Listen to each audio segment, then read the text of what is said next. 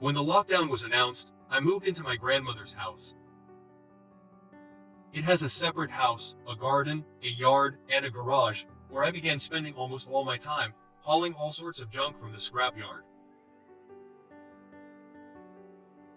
After a week of my stay, my grandmother went to my parents', and I filled the garage fridge with beer and began sipping it leisurely during breaks from my chores. That evening, when it got cooler, I left the garage and sat under the awning with a bottle of beer.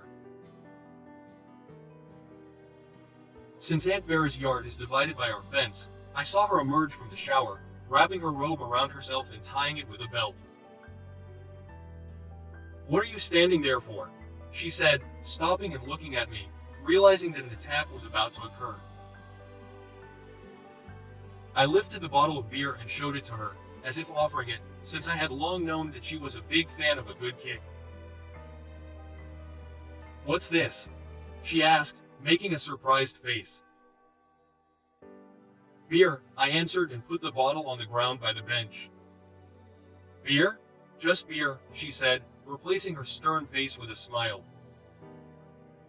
Approaching the fence, I handed her the bottle I took out of the refrigerator. "Cold, just right after a shower," she said, taking a few sips. As she drank, I stared at her.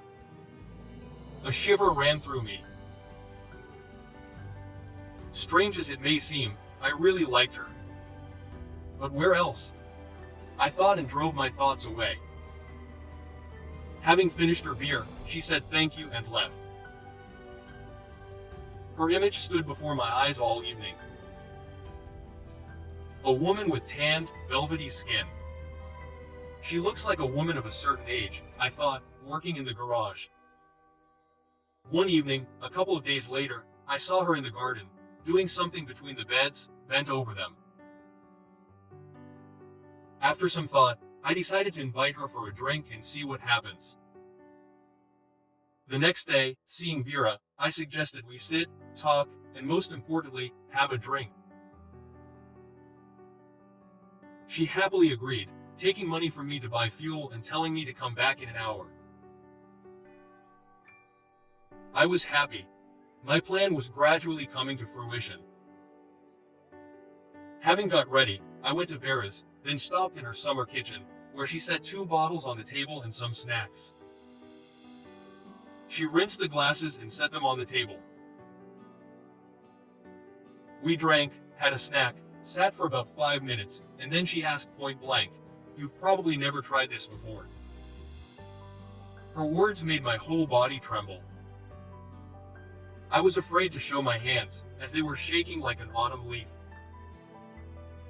And so I suggested we drink 100 grams each and only then discuss such things. We drank and talked until we drained everything.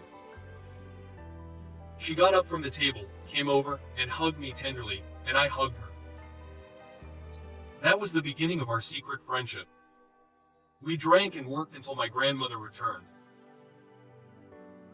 And I had to go home.